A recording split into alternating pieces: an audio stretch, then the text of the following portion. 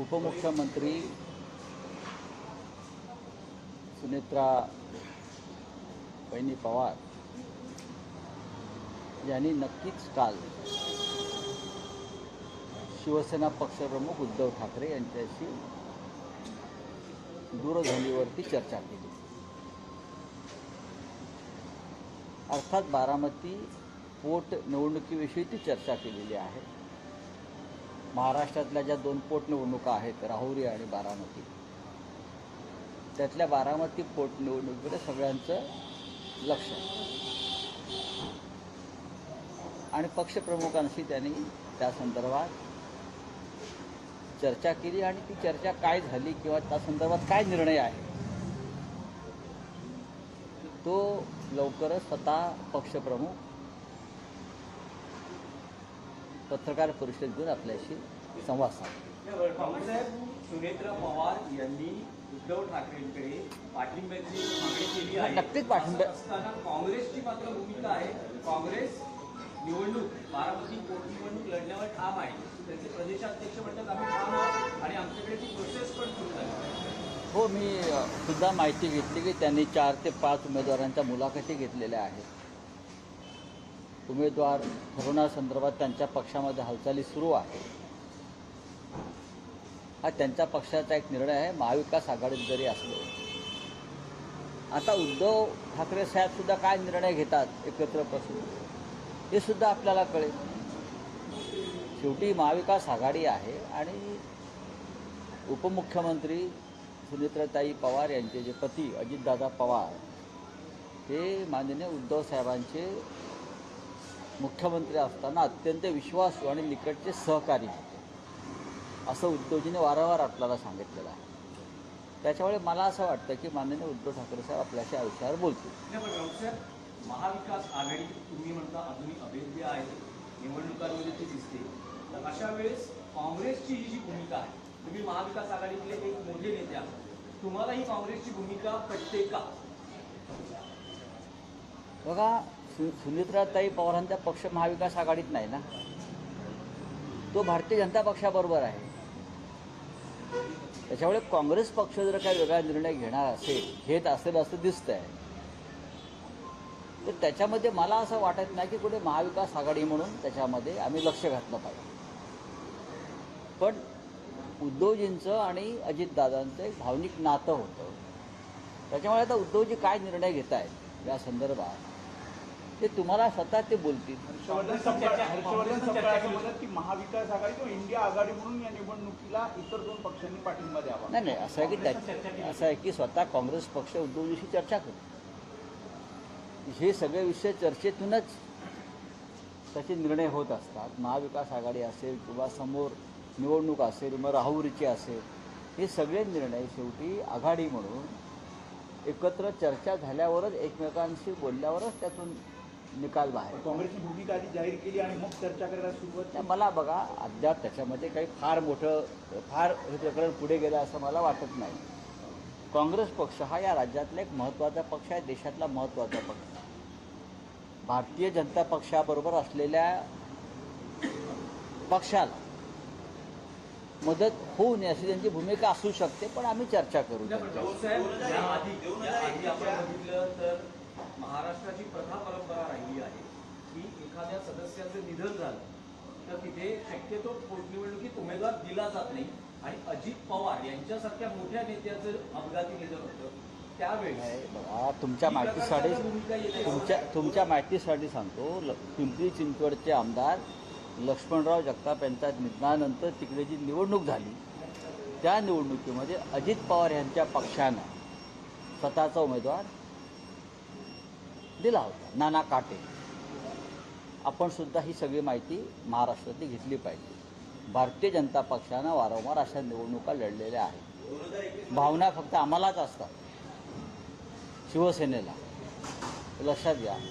पण अश्विनी जगताप यांच्या विरुद्ध अजित पवार यांनी एक तगडा उमेदवार नाना काटे यांच्यासारखा दिला होता आणि त्याने तिथे चांगली लढत दिली होती। अजित पवार हे असे नेते आहेत ज्यांनी काँग्रेसमध्ये असतानाही काँग्रेस बरोबर काम केलेलं आहे, ज्यांनी महाविकास आघाडीमध्ये असतानाही 3 पक्षांबरोबर काम केलेलं आहे आणि साधारण एक त्यांचं जे नेतृत्व होतं त्यांच्याबद्दल काही वाद म्हणजे पक्षांमध्ये असा नव्हता, सगळ्यांशी सलोख्याचा बरोबर आहे संपर्क तुमचं होते. म्हणणं, पण शेवटी असं आहे की ही निवडणूक महायुती विरुद्ध महाविकास आघाडी अशीच होणार ना. म्हणजे भारतीय जनता पक्ष विरुद्ध इतर पक्ष अशीच निवडणूक होणार आहे. सुनेत्राताई पवारांनी माननीय उद्धव ठाकरे यांच्याशी चर्चा केली, ते बरोबर आहे. आता त्यांनी काँग्रेसशी चर्चा केली आहे काय, तर याविषयी माझ्याकडे माहिती नाही. पवारांसाठी चर्चा केली. आता सुनेत्रा पवार सुद्धा त्यांच्या पोटनिवडणुकीसाठी चर्चा करतायत. पवार कुटुंबियांकडे सगळी पदं जातात. आता पवार कुटुंबियांकडे बारामतीचं पद आम्ही तर देत नाही आहोत ना. हा अजित पवारांचाच निर्णय होता भाजपबरोबर जाण्याचा, आणि आताही सुनेत्राताई पवारांचाच निर्णय आहे भाजपबरोबर राहून निवडणूक लढण्याचा. बारामतीमध्ये पवार कुटुंबाला बरोबर भारतीय जनता पक्ष आहे का किंवा अन्य कोणी आहे याची गरज पडत नाही. यावेळेला तर पडणारच नाही सुनेत्राताईंना. चला और कुछ आहे?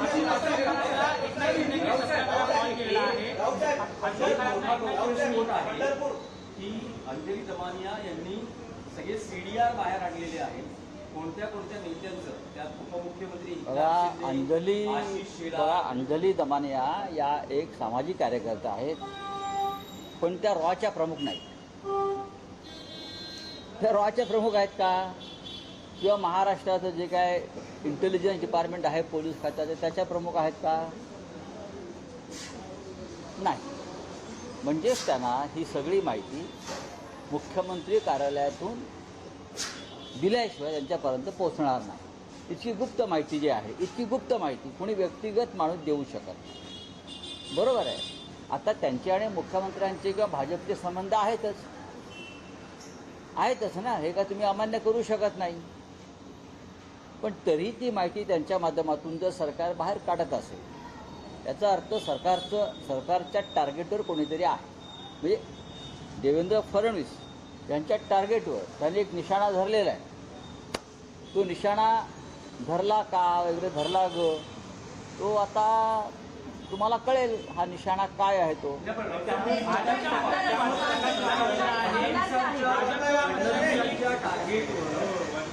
कुणीतरी आहे तर मग त्यांच्या म्हणजे स्वकीयही आहेत आणि त्यांचे मित्रपक्षही आहेत का? जेव्हा बाह्य शक्तींकडून माहिती, धक्कादायक माहिती बाहेर काढली जाते, तेव्हा स्वकीय जास्त टार्गेटवरती असते. जेव्हा बाह्य शक्ती, सरकार पोलिसांकडून नाही, बाह्य शक्तींकडून शासकीय माहिती, गोपनीय माहिती जेव्हा बाहेर दिली जाते जनतेपर्यंत, लोकांपर्यंत, प्रसिद्धी माध्यमांना, याचा अर्थ सरकारमधल्या लोकांच्या निशाण्यावरती स्वकीय आहे. चला,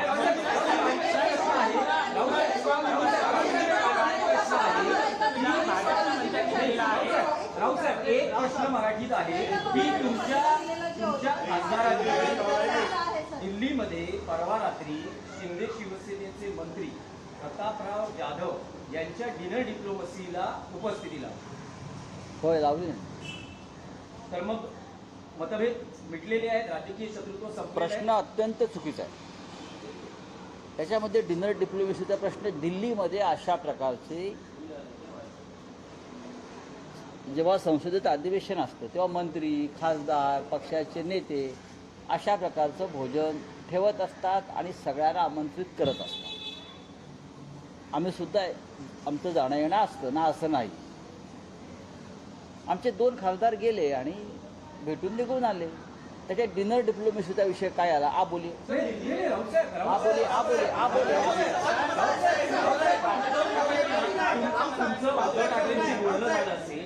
गेल्या रविवारी उद्धव ठाकरेंनी या खासदारांबरोबर बैठक घेतली, जेव्हा असं म्हटलं जात आहे की ऑपरेशन टायगरच्या चर्चा महाराष्ट्राच्या राजकारणात जोरात आहे, अशा वेळेस तुमच्या खासदारांनी डिनर डिप्लोमसीला उपस्थित राहणं हे उद्धव ठाकरेंना पटलेलं आहे का? आता ते जेव्हा तुमच्याशी बोलतील या विषयावर तेव्हा तुम्ही त्यांना हा प्रश्न विचारा. दिल्लीमध्ये अशा प्रकारच्या घडामोडी एकमेकांकडे जाणं येणं या काळामध्ये होत असतं. माननीय उद्धव ठाकरे हे दिल्लीला येणार होते आणि त्यांच्या सन्मानार्थ महाविकास आघाडीतल्या खासदारांसाठी आम्ही जेवण ठेवणार होतो, डिनर ठेवणार होतो. त्याला का आम्ही डिनर डिप्लोमॅसी म्हणत नाही, एक गेट टुगेदर असतं सगळ्यांचं दिल्लीमध्ये. आता तुम्ही त्याला डिनर डिप्लोमॅसी किंवा ऑपरेशन टॅगरसाठी जेवण ठेवलं वगैरे हे चुकीचं आहे. प्रत्येक मंत्री केंद्रातला या काळामध्ये अशा प्रकारे आपल्या बंगल्याच्या हिरवळीवर जेवण ठेवत असतो. आपण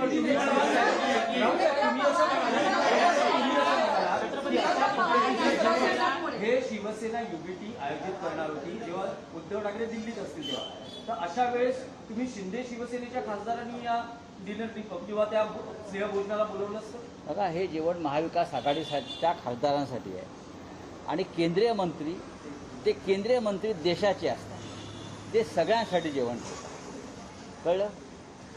केंद्रीय मंत्री जो असतो हा सगळ्यांना बोलवतो, त्याला असा भेदाभेद करता येत नाही. ते शासकीय जेवण असतं.